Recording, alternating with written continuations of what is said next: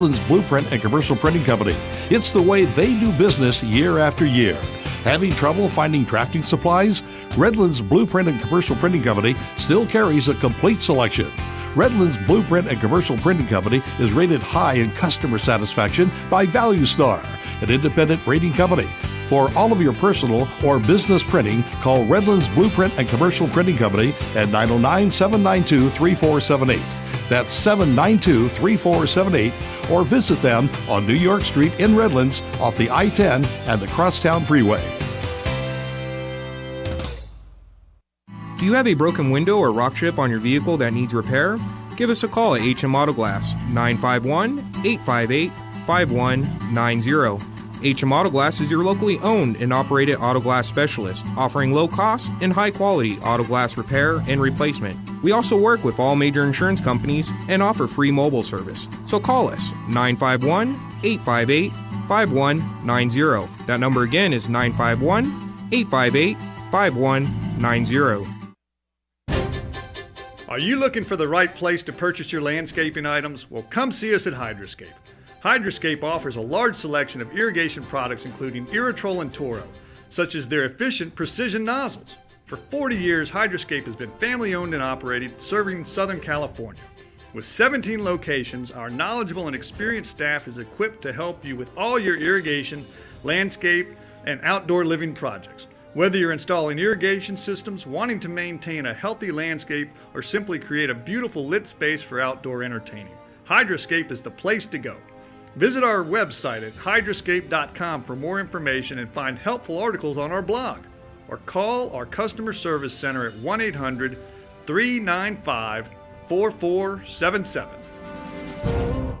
What have I learned so far? I've learned that there is no one path that's right for everyone. I've learned that without my high school diploma, I can only do so much. My options were limited. I found a free personalized learning program with Learn for Life that is a flexible schedule so I could keep my job while earning my high school diploma. I found new career training opportunities that would jumpstart my future. What have I learned so far? I've learned that I can change my life. Are you 14 to 19 years old and looking for a free high school diploma program with flexible meeting times? This program allows you to keep your job or important family responsibilities while earning your high school diploma. If you've fallen behind on credits or dropped out of school completely, get back on track with free tutoring, a caring faculty, and one-on-one attention. For more information on how to reach your graduation goal, visit learnforlife.org. That's LEARN, the number 4, LIFE.org.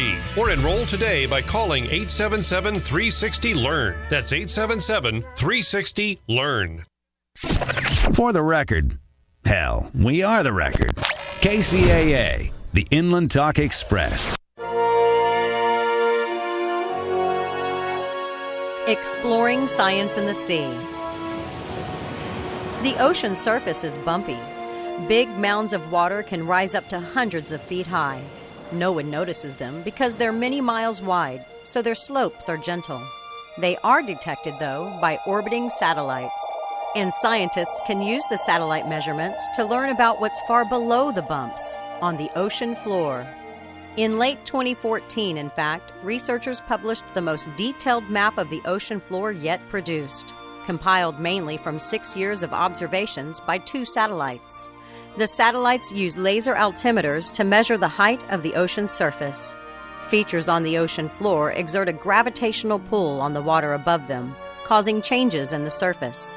A volcanic mountain, for example, is made of dense rock, so it pulls more water toward it, creating one of those bumps on the surface. The scientists used sophisticated computer processing to convert the measurements of surface elevation into a map of the ocean floor. It's the most complete and detailed map to date, offering new views of the 80% of the ocean floor that hasn't been charted by ships. The map reveals thousands of previously unseen mountains known as seamounts. It also found evidence of a region in the Gulf of Mexico where new crust was formed 150 million years ago, plus a younger volcanic ridge off the coast of Africa. The map will help geologists better understand the slow drift of the plates that make up Earth's crust, and give all of us a rare view of the bottom of the sea. Science in the Sea is a production of the University of Texas Marine Science Institute and is on the web at scienceinthesea.org. I'm Holly Brawley.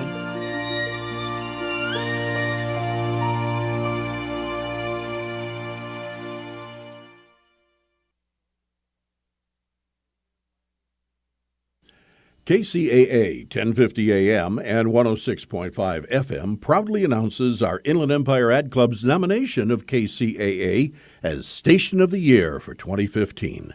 KCAA serving the greater San Bernardino Riverside area. Welcome to Smart Health Talk with your host, Elaine McFadden.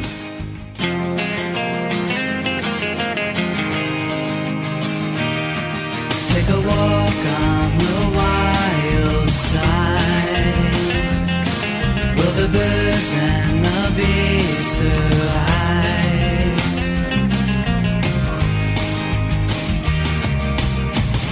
Right before me, my newfound hippie side. Once ignored these conspiracies online. Out the window, visions of the earth. Sign me up now, make sure you use your smart.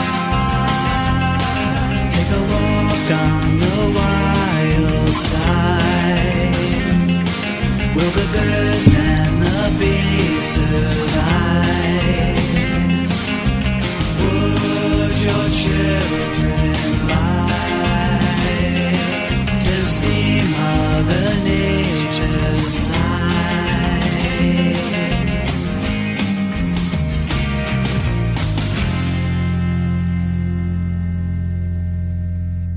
Welcome to Smart Health Talk with your host, Elaine McFadden. Welcome, everyone, to Smart. Can you hear me? Okay, just checking to make sure that mic is working. All right, well, welcome to Smart Health Talk radio show, and I'm your host, Elaine McFadden, and I'm a registered dietitian with a master's in public health, and the kind of dietitian that wants to look after your health. That's right, I want to protect you from all the bad stuff out there, all the bad guys that want to compromise your health. And they do so in lots of different ways, don't they? That's right. It could be a commercial on television, or it could be a county truck coming down your street spraying pesticides into your homes. And that's going to be the main topic of conversation today, along with a few announcements of some pretty exciting things going on around the country. And also, I'm going to talk a little bit about flu shots, and you might be interested in some of what's going on with that. And you may have heard, if you're not watching the debate right now, you may have heard that something like they were mentioning a lot about Hillary Clinton has changed her view on whether the TPP is a good thing or a bad thing. And maybe you weren't really clear on what the TPP is. Well, that's called the Trans-Pacific Partnership. And this was supposed to be a trade deal between lots of different countries, and it was supposed to be a good thing. Well, if you've ever listened to our show, Smart Health Talk, right here on KCAA 1050 AM, which is also now 106.5 FM on your dial, if you live out in the Yucaipa area, and very soon the Moreno Valley area will be able to pick us up on 106.5 as well. So that's some pretty exciting stuff. That means lots more people can actually tune into Smart Health Talk, which I'm pretty happy about, because I feel like our show brings some of the most important information that you could ask for your family. And this is the kind of information that you don't necessarily hear on television, but you will hear it first, probably, on Smart Health Talk. And sometimes TV is actually a couple of years behind us. So that's how far ahead we are in bringing you information. Now, if I'm talking about the Trans-Pacific Partnership again, I want to kind of go back to that a little bit, because it's something that a lot of people are probably confused about. And, you know, they're like, what the heck, you know, are these people negotiating? Well, one of the things that I'm the most concerned about is food that is going to be coming into this country. And if you go to if you could type in even Smart Health Talk, TPP, you'll probably find our webpage where we have a really great interview with an expert that kind of goes a lot more in depth on the reason we should be against the TPP. And if I'm going to go over just a little bit of it here with you right now, but I highly recommend that you find that webpage on our smarthealthtalk.com website. And of course, you can find us on a lot of different social media. We're kind of all over the place there. Everything from Pinterest to Facebook, Smart Health Talk, Vine, YouTube, and Instagram. Yeah. So we kind of like dabble in a little bit of all that, try to reach out to you guys in all different ways. And you'll probably see a lot more of it coming up.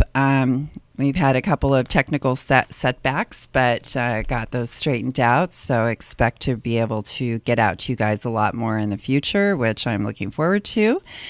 And because that's what we do. You know, we're the communicators here. We're supposed to be bringing you guys the important information. Well, the TPP, I mentioned to you that it was the food aspect of the TPP that I was the most concerned about, because that's kind of my area, being a dietitian and all. And, you know, when I want people to have safe food. That is like something that is extremely important in my book because of a number of different reasons. You know, when you think of safety, you probably think, oh, is this going to make me sick? And actually, a lot of food can make you sick. As a matter of fact, most of what you'll find in a regular grocery store has pesticides in it. And not just a pesticide, multiple pesticides. I mean as many as 35, 50 pesticide on one piece of fruit.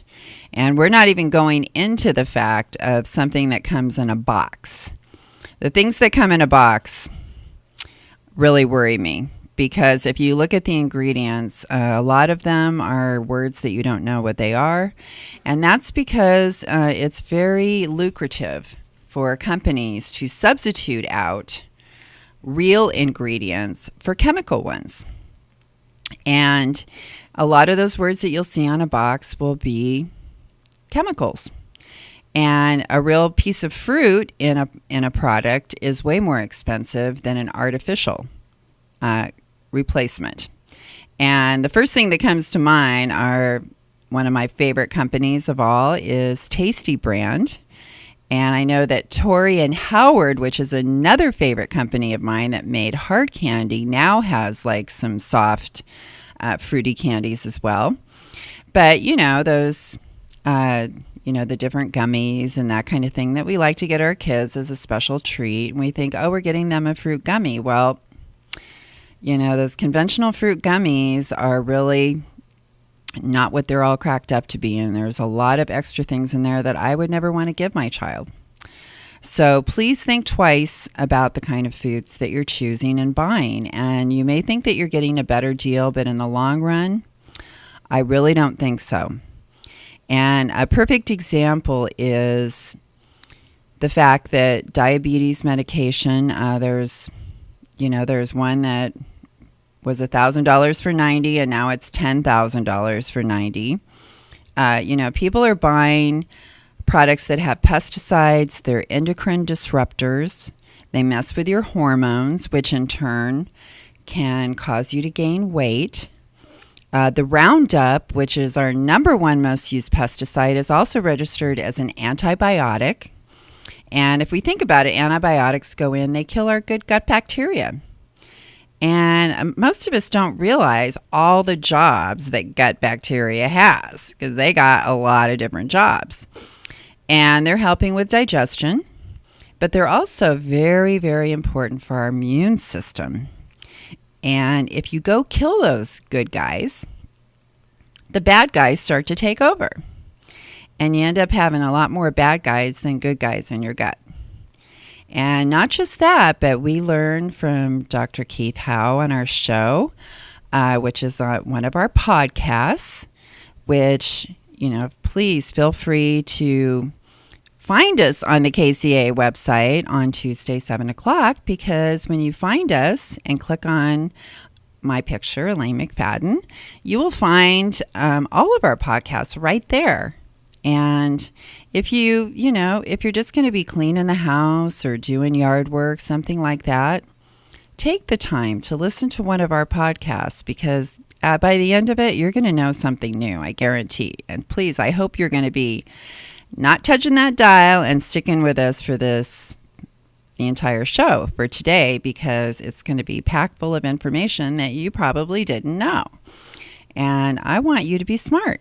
That's why we call ourselves Smart Health Talk, because we want you guys to be making smart choices, and the kind of choices that are going to keep you healthy and not on medication and living for a long period of time and having lots of fun and feeling good. Because I think, isn't that basically what most of us want? Okay, well, we were talking about like the different kinds of things in the grocery store, the safety of food, and the TPP. Well, another little something I wanted to tell you about the TPP is the safety standards that we set up in this country to determine if something like shrimp, for example, is safe. We test it. We have inspectors, we test it, and we expect a certain level of safety in order for it to enter our food supply. Well, our safety standards and another country's safety standards may not measure up to be the same. And they may have a lower safety standard than our safety standard. So you have to think, are you okay with eating shrimp that has a lower safety standard, a safety standard that was set by a foreign country? And trust me, how some of the shrimp in the world are grown is not a pretty picture. Just try to picture in Vietnam having one pen along the edge of the water, one right after the other, where these shrimp are kept in a contained area of which they pee and poop, all in that same area. They put pesticides in there. They're feeding them who knows what, and then you're eating it. So you may have noticed that some shrimp taste better than other shrimp. Well, there's a reason for it. Okay, it can be freshness. It could be how it was raised, how it was fed, and there is a big difference. I tell you, I'm really sensitive to that stuff, and I've tasted some shrimp, and I'm like, there is something definitely wrong with this shrimp. And it's like, ew, I don't even want to eat it. And if that's the way it tastes, don't eat it, okay? And please start reading those labels, because really, I think most people can figure out that something is not real. It's not a good thing. And these are our children, that we're responsible for feeding, besides our own body. And I'm telling you, my body gets only the best. That's right. Because I deserve it. And because I want to feel good. And I actually feel pretty good. I eat just simple food that I make at home. And been working on some recipes for you guys. And now that I got my computer here, I'm going to be getting those up, like eggplant pizza. Made some of that this week. It turned out so good. And that eggplant was from my garden. And then I made some spaghetti sauce, but I put lots of vegetables in there. But you never would know it. And so you can slip it in. And that's what I like to encourage people to do. You kind of sneak those vegetables in, and to just think about every meal. Could I add some vegetables to this meal? And if you do that, you're reducing the amount of calories. You can eat the same amount of food, but it's less calories, because vegetables have super low calories. And they're packed full of nutrition. That's one of the things I love about vegetables. But I don't choose just any vegetables, because if you remember, I just mentioned that one piece of fruit or a vegetable can have multiple pesticides on it. Well, how can you avoid that? Well, you buy organic. And I grow some of my own. I went to the farmer's market on Saturday, and I got some beautiful produce there. And I mean, it's fresh, just picked, no pesticides. Peppers, $2 a pound. I got butternut squash. What else? Oh, I got some garlic. Oh, the garlic was unbelievable.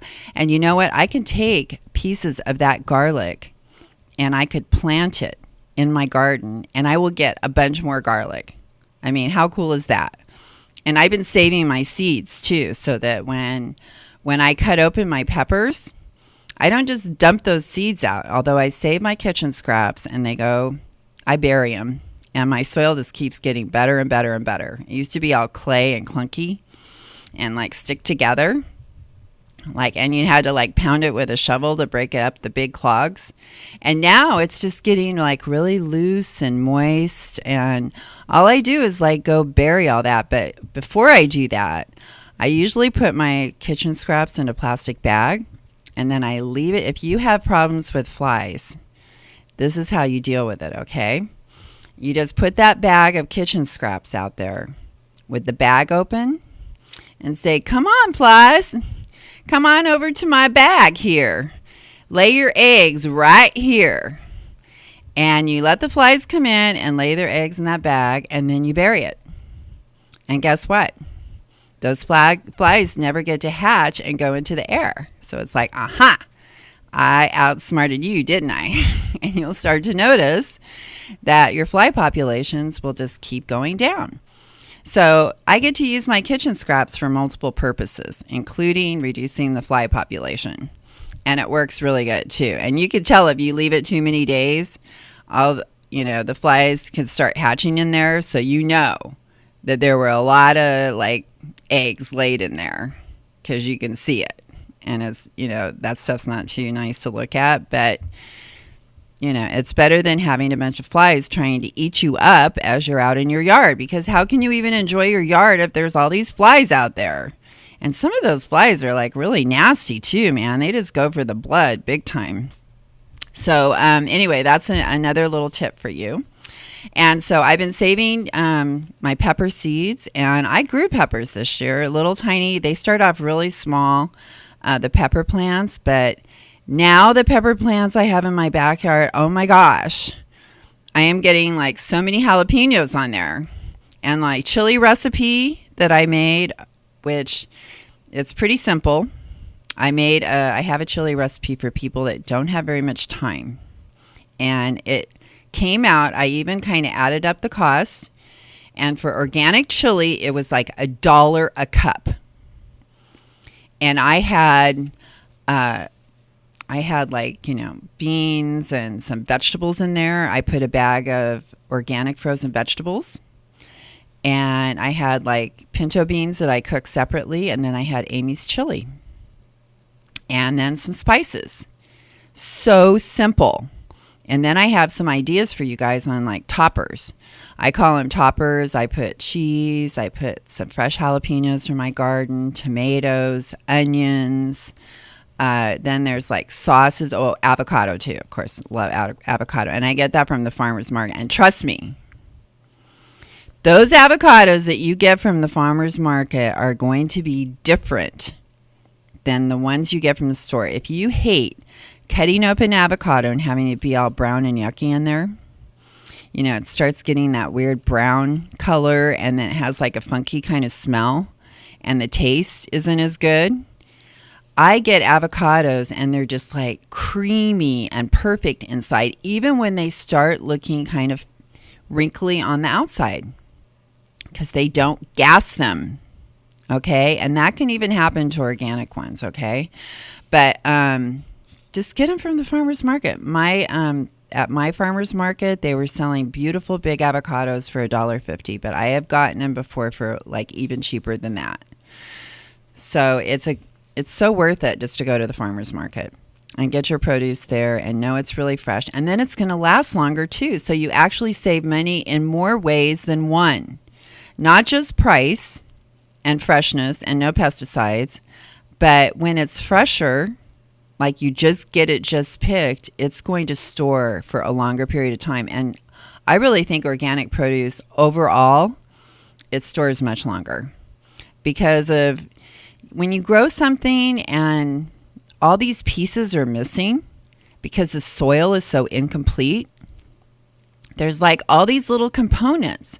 It's kind of like putting a Lego set together, but you are missing like a whole bunch of Legos. There's going to be little holes in there for the pieces that are missing. And it's the same thing with produce when you're missing all these nutrients in the soil. Because it's like, you know, the plant's like, hey, I could build this really, really good. Okay, I could build it complete.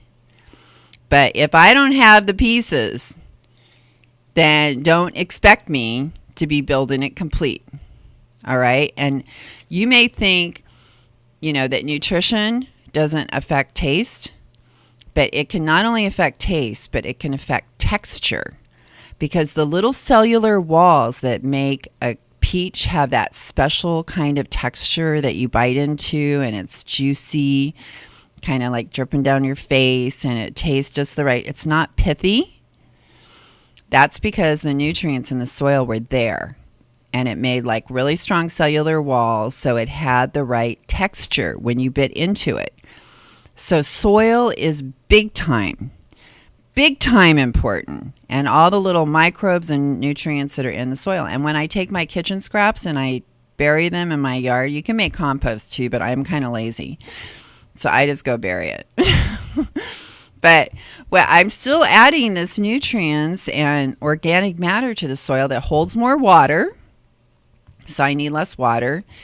And it's adding nutrients. And otherwise what? You're just like throwing it in the trash. I buy organic produce, so I use it every single way that I get everything out of it, even down to it's buried in my backyard where I'm going to grow some produce. And I just got a bunch of new seeds from a friend of mine. And, you know, it's so fun to exchange seeds. And I ended up on the good end of the deal because she gave me, shout out to Christine Lampy, thank you so much. She gave me like a bunch of different ones. I brought her some Aztec Indian corn that I had for the seeds for like 35 years. And I planted them, and they grew like 12 feet tall. This was like really big. And I need to get something where I can make cornmeal. I want to make this cornmeal from my red Aztec corn. I mean, like, this stuff is fun. And then you make cornbread out of the cornmeal. And like, I love cornbread. And I have relatives that come from Texas and Oklahoma. And I'll tell you the way that they eat it there, that I grew up, is you take your cornbread, and then I like to put a little bit of butter on it. I get organic. The organic grass-fed butter is the ultimate, and it's high in omega-3. So my brain loves the omega-3s. It makes you smarter. It does. And then what you do is you put it in a glass of milk, and you eat it with a spoon. And it tastes kind of like a bread pudding, and it's super good. So, okay, there's some ideas on like some different, ways you could eat food. And it's like real food, It's like food that you made yourself. And when I made the chili and the spaghetti sauce, I did it all in one day, and I made big giant pans of it. And then I put it in Ziploc bags that I usually wash and reuse. But when you wash them, you don't want to use super hot water. You want to use cooler water. Of course, glass is always best to store in, but I kind of like storing that kind of stuff in the Ziploc bag, which is one of my, maybe I'm kind of bad for doing that, because you really should be avoiding all plastic. But I need to get more good containers that are made from glass, and that's one of my goals. But I made a whole bunch of it, so guess what? Like, I can go days without having to like cook anything. It's so cool. Or else I just make like a little bit of pasta, or I could like cook some eggplant and put my spaghetti sauce over it with some cheese. But having that sauce and that chili, I can make all kinds of things. I took and made some rice, and then I put the rice in the bowl, and I put the chili over it, and then put some toppers on it. But you can make a chili dog and get like some Applegate organic hot dogs, which are super yummy, and have a chili dog. I mean, just with those two things, I could make a bunch of different dinners.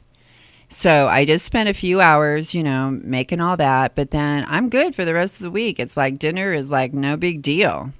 And I feel sorry for those people that go to the fast food restaurant and they got to like sit in line and wait and get the same crappy food every single time. It's like not even fun. It's like tastes the same. It's like, oh yeah, I already know what a like McDonald's Big Mac is going to taste like. That's no surprise. I want a surprise when I eat my food. Okay? So we got to talk about food, which I'm sorry, that's like my very favorite subject. I'm a dietitian. I love to talk about food. So I just had to give you guys a couple food tips. But now I want to get to some of the serious stuff. And it's not as fun to talk about because it's kind of depressing, some of it. But yet there's a light at the end of the tunnel here.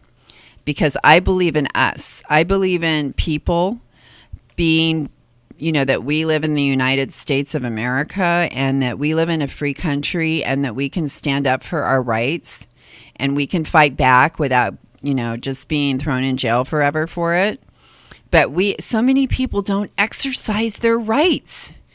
They just sit around and just take it. We need to learn to be fighters again, to stand up for our rights. And I really want to encourage everyone to start thinking about that. You don't have to sit around being quiet and just, doing what you're told, just because somebody tells you that, start getting smart and thinking, is this person really giving me good information? Because a lot of what you get nowadays is bad information. Of course, never on Smart Health Talk. No way. We just give you good information here. Okay. First of all, I learned some stuff. And when I learn new things, I get pretty excited because to me, that's one of the most coolest things of all is to be able to learn new stuff. And I learned about flu shots for one thing. And flu shots, you may think, oh, they're fine and good. But actually, I talked to like one of our number one scientists in the country who prides himself on, reading more on pesticides than anybody. And he is just like a walking encyclopedia. Well, one of the things I learned was that, the H1N1 flu, like First of all, just a quick lesson on how your immune system works. Okay, first of all, you have like a circulatory system. Okay, you know how the blood runs through your body. Well, you have another whole circulation system called the lymphatic system. And you may have heard you got like lymph nodes and maybe they got like really swollen when you got sick. And we have them in different places. We have them like in our groin. We have them in our legs. We have them in our neck. And they're actually like border crossings.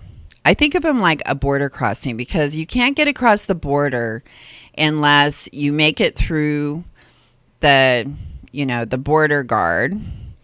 And they're going to check you out, ask for your ID, make sure you clear. You're not like acting all weird and maybe they need to pull you over to secondary. Okay. And if you've ever been to secondary, it's no fun. Okay. Secondary is a total drag. Okay. Well, so the lymph nodes are like a border crossing. So as the fluid is going through the lymph node, what happens is that it has to get past the border guard and the border guard's going to ask for the ID. Well, if it's your cells, they can go through no problem because the border guard's going to go, okay, I know you're us. You're one of us. You can go through. But the bad guys, they're going to try to get through. They're going to see if they can like slip on through there somehow. And so that border guard has a really important job because it's going to make sure that that cell getting through is really you and not some invader that's coming in trying to make you sick because it wants to get past that border and make its way to the rest of your body. That's right, because it wants to infect as many places as it can. So the border guard's going to check it out and go, you are not us. You are an outsider. You're an invader. You go to secondary. Okay, sends that bad guy over to secondary, and then they check him out even further, and they're like, this is a really bad guy, okay? And you're like, that's it. You're done for. And so then it will kill that cell, but then it takes little pieces of that cell and starts making soldiers that are programmed specifically to kill that cell. And that's what vaccines are. You get the dead form of the virus, the bacteria, whatever, and they've made it in a way where it tricks your body into think it's being invaded with the bad form, but it's really a form that won't hurt you. But then you start making soldiers specific for that bacteria, that virus. And on the outside of it, it has a protein blueprint. And so every one of those soldiers, it's like they have kind of a little logo on the front of them that says, I am programmed to kill, the flu virus. I am programmed to kill TB. But okay, now the flu virus. So you have all these little soldiers that your body's making specific to kill that particular bad guy, because they're thinking, okay, if there's one of them, there's probably more of them. And then your body is going to be ready from that time on to kill that particular bad guy. The problem with the flu virus is that it's like a transformer. When it comes in, it makes you think it's one way, but then it mutates all the time. It keeps mutating. And your body cannot make enough soldiers specific for all of these different, it's like clones actually, but they're different. They're not all the same. They're different. And so when you get a flu shot, it's like for one guy, okay? For one of those bad guys, not for all of them. And it's changing all the time. And so all they really do is they guess. And they go, oh, well, we think the one that's going to hit the most people is that one. And so they make all the flu shot for the one that they blindly guess is going to be the worst one that's going to be infecting the most people. And so that's why the flu shot isn't, maybe the best choice, because it's not really going to protect you. It's exposing you to things. I could go into more negatives about flu shots, but I'd rather have an expert to do that instead of myself. But that was like one of the things I learned, and I was like, oh, so that's how those flu shots work. That's how those flu viruses work. They're pretty tricky. They're constantly mutating, constantly changing. So to make a vaccine for it, it's very, very hard. Okay. Now, I mentioned at the beginning of the show that we wanted to also talk about the fact, something that upsets me and I have been working on a lot and learning a lot about, is the fact that West Nile virus over here in our county and other counties all across the country, you hear West Nile virus, West Nile virus. Now, why do they go down our streets spraying a pesticide out of the back of the truck, poisoning our yards, poisoning our homes, sending poison through the windows, coating our yard? Why are they doing this? What is their justification? Okay, so I wanted to know that. I wanted to know, why the heck are you doing this? And then I went and I look up and I'm like, oh, well, a lot of people must be getting sick from this. A lot of people must be dying. Why else would they expose us to all of this pesticide? They must have a really good reason, right? What do I find out when I go and look up the research, everybody? Gosh, you would think it would just be, I went and I looked and I found out, like, okay, what are people dying of? First of all, and we're talking big time now, like 7.4 million people died of heart disease last year. 7.4 million. And then we have like, hypertension, diabetes, all these different diseases and accidents, these different things. When you add up like the top 10 reasons people are dying, it's like over 40 million people, died of those things. Nationwide, okay, in the United States, how many people died of West Nile virus? 63 people. 63 people died of West Nile virus in the whole country last year. Oh, excuse me, year to date this year. And the season's pretty much over. So I'm like, oh my gosh. Like how many, 63 people died of West Nile virus. And then I started like learning more. And I'm like, okay, so how do people get sick? Well, turns out 80% of the people that like pretty much are exposed to West Nile virus. Now, I want to backtrack just a little. We really don't have like, they say, oh yeah, we've identified the virus. We can do a test and identify the virus, but I'm going to kind of like rip that apart a little bit here because some things I found out don't add up. And they're justifying the fact that they are saying that, oh, we have identified West Nile virus in the area, and therefore we must spend millions of dollars spraying pesticide and poisoning the people. And these are taxpayer dollars that they're using for this. So, knowing that they're spending all this money and poisoning all these people on purpose, I want some good justification for that. And I don't feel like I'm getting it at all.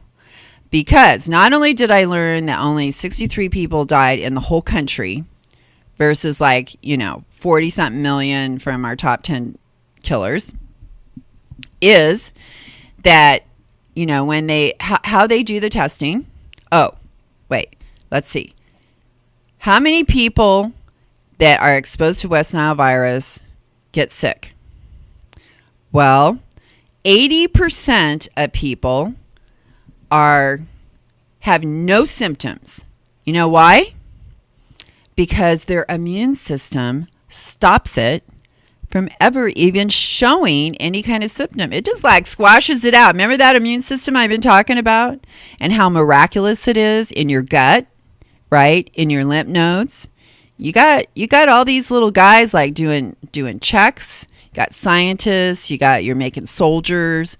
I mean, you got like a lot of stuff going on in there for your immune system. You got the gut bacteria, they're doing their thing. So, but not if you're eating a lot of Roundup, because the Roundup kills the good guys. Remember, that's the number one pesticide. So don't be spraying that in your yard. Please, please don't buy Roundup. Don't spray it around your house. Don't believe the commercials. Please, it's cancer causing. The top 7 oncologists in the world said that, not me. And these are the smartest guys from the World Health Organization, all right? And they even have to put it on all the bottles in California now. Cancer causing, all right? Do you really want that around your children, our pregnant women, our pets, our babies? No. So please don't buy it. Don't use it. Throw it out if you have any. Okay. And plus, when you spray it, it goes into your neighbor's yard, and maybe there's a child over there. And it drifts. It could drift behind you, to the side of you, across the street. It drifts. So, okay, so then I found out 80% of the people show no symptoms because just boom, your body reacts. You're out of here. You're gone. No more West Nile virus. You don't even feel anything. All right. Then we got like something like 20% of the people. We're almost up to 100 here. It's like 99.9. 20% of the people will get a little bit of a flu-like symptom. Nothing serious, just a little bit of flu-like symptom. Okay. And they recover quickly. less than 1% of the people will start to have some bad symptoms. And if they already have a weak immune system, like all those things that I talked about are not working that great in their body. Or, they got like other stuff going on and their body's all busy trying to take care of all this other stuff. It doesn't have much energy left to fight the other invader. So it wins and it starts like really taking over because there's no one there, no soldiers to come and take care of it. So, with this West Nile virus, less than 1% of the people are getting sick. And they can get sick, but they also already have usually multiple things, not always. And, what we want to do is make sure that they get the care that they need. But the thing is, we have to ask, are pesticides the only way that we can protect, everybody from West Nile virus? And the answer is absolutely not. No, no, no. We have lots of other ways that don't even involve spraying pesticides. And the Northwest Vector Control Program that is deciding to spray because they say, oh, well, we found a dead bird and we tested it and it came up for West Nile virus. Or we found a mosquito and we tested it and it had West Nile virus. Guess what? This is what I spent hours reading through, the most boring scientific data you could imagine. It was like all I could do to keep my eyes open. And I'm like, oh my gosh, this stuff is like so freaking complicated and so boring. But I got through it and I'm like, okay. So a light started to go off on the top of my head. And I'm like, wait a minute. These are saying that on the CDC website, I found where there's something called a false positive. Because I was wondering, like, how do they know that all of these tests are always a positive? Because you have a positive and you can have a false positive. It looks like it's positive, but it's really not.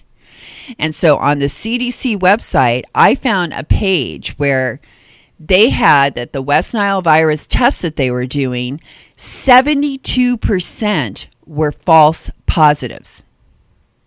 And yet this is what they're justifying: spraying entire neighborhoods, destroying organic gardens in people's yards, exposing all these people to pesticides. And this is a pyrethrum pesticide, which means it's synthetic pyrethroid, and it's synthetic, okay? And it's toxic. It's an endocrine disruptor. It's, probably cancer causing. It affects all kinds of people. We say West Nile makes people sick. Well, guess what? So do the pesticides. And there are people extremely sensitive to this. Pregnant women, children, babies. And you know why children and babies are so susceptible? Because they don't have the enzymes to break down the toxin. And so the toxin just stays in their body, causing all kinds of cell damage, because that's what it does, full strength, because it doesn't have the enzymes to break down the toxin. We know that by drinking coffee, the caffeine in coffee, it is broken down in your liver, and your body has to make certain enzymes to break down the caffeine. And those enzymes actually protect us from getting Parkinson's disease, because you can be exposed to those pesticides by those trucks coming down the street, but you can also be exposed to pesticide just walking down a street.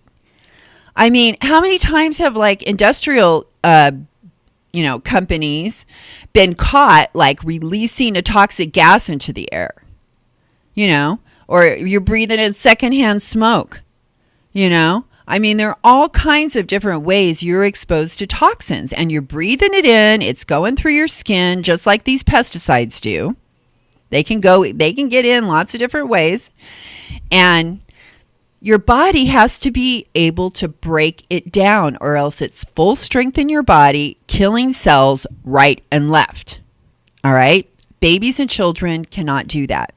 The coffee creates these enzymes.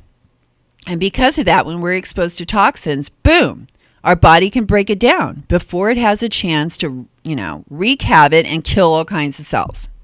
So that's how it prevents Parkinson's. That's why they say people that drink coffee have a lower risk of getting Parkinson's disease, but you have also a lower risk of having permanent damage from other toxins because you have these enzymes right there in your liver ready to break it down at a moment's notice. People get alcohol poisoning because they hardly ever drink, and then when they drink, they don't have the liver dehydrogenase enzyme that's needed to break down alcohol. And that's why people that drink for the very first time at a frat party, a whole bunch of alcohol, can die because they don't have any of the enzyme. Okay, so that is why when they're going and spraying these pesticides in our yards, into our homes, without our permission, coming onto our property without a warrant, for the sole purpose of poisoning our yard, poisoning inside our home. And then they recommend things like, wipe your pet's foot off before they come in the house. Oh, well, yeah, let's not bring that pesticide in on our shoes. Like, we're going to be able to prevent all that from happening. Let's wipe off all our shoes. For how long? And then they say, that's going to be gone. It'll dissipate really quickly. Well, what did I learn? That can happen in sunlight. But how many yards are 100% in the sunlight 100% of the time? How many have shade or a part of their house where it doesn't really get a lot of sunshine?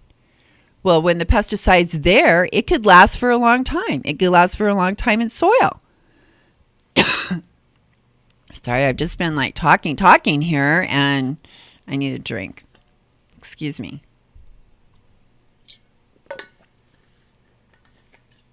Sorry, this gets me a little upset because you know why? They're hurting people with this.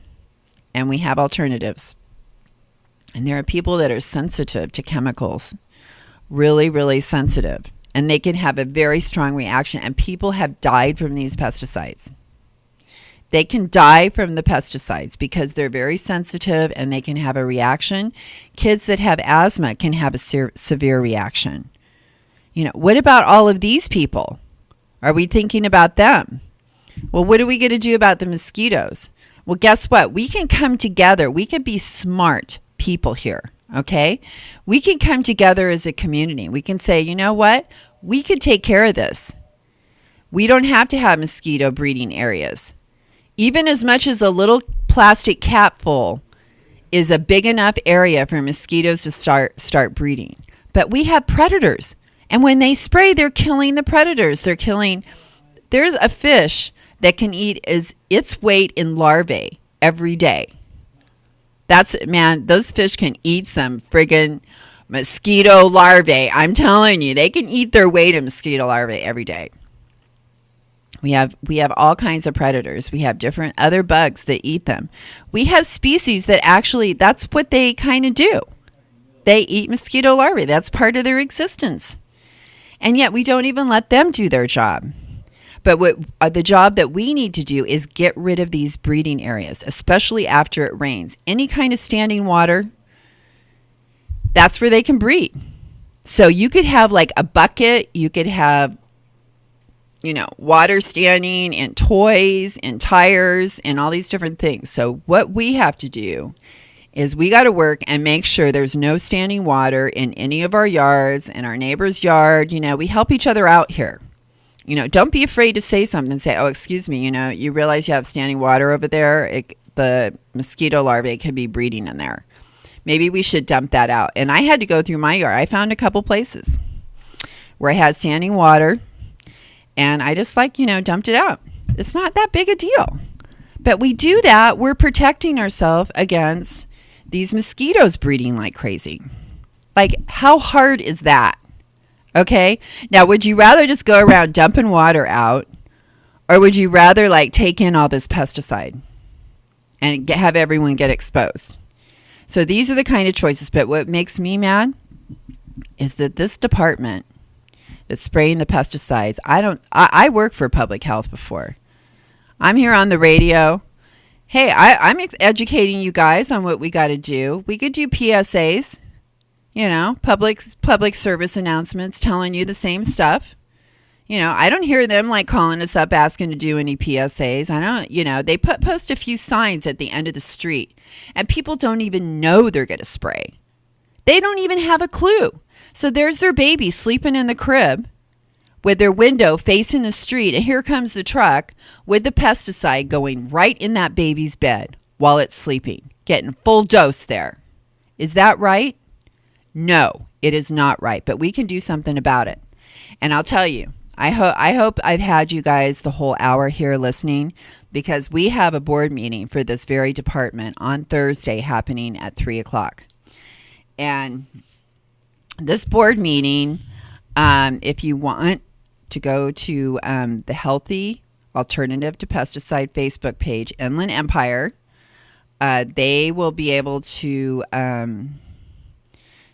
The address will be right there, or you can go to the Northwest Vector Control Program, or you can email Elaine at smarthealthtalk.com. But go to Facebook, Healthy Alternatives to Pesticides, Inland Empire. All right? Or call the station here. They'll call me, let me know. But you want to go to the board meeting at 3:00 on Thursday. We need people there. We need people to testify for 3 minutes on why you don't want this happening in your neighborhood, that you want them to do a better job of educating the public, and let's get away from these pesticides, okay? So, okay, did you learn anything today? I hope so. I hope I inspired you to want to make some of your own food, eat organic, go to the farmer's market, dump all that standing water out, fight for your rights. Stand up and say, no more spraying in our neighborhood, because we did it. We stood out there. We stopped the trucks. We had Channel 7 there. It's all on my Facebook. We did it, okay? We can do this as a community. We can stop the spraying in our neighborhoods and keep our families safe, everybody. Okay, please listen to our past podcasts and join us. Thank you so much for sticking around if you did. And, tune in next Tuesday at 7:00 for our show. We're going to have some really great information for you, all right?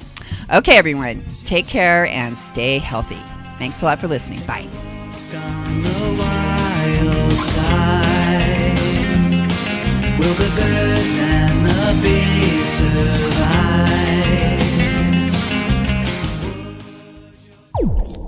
This is 1050 AM KCAA Loma Linda and 106.5 FM Yucaipa.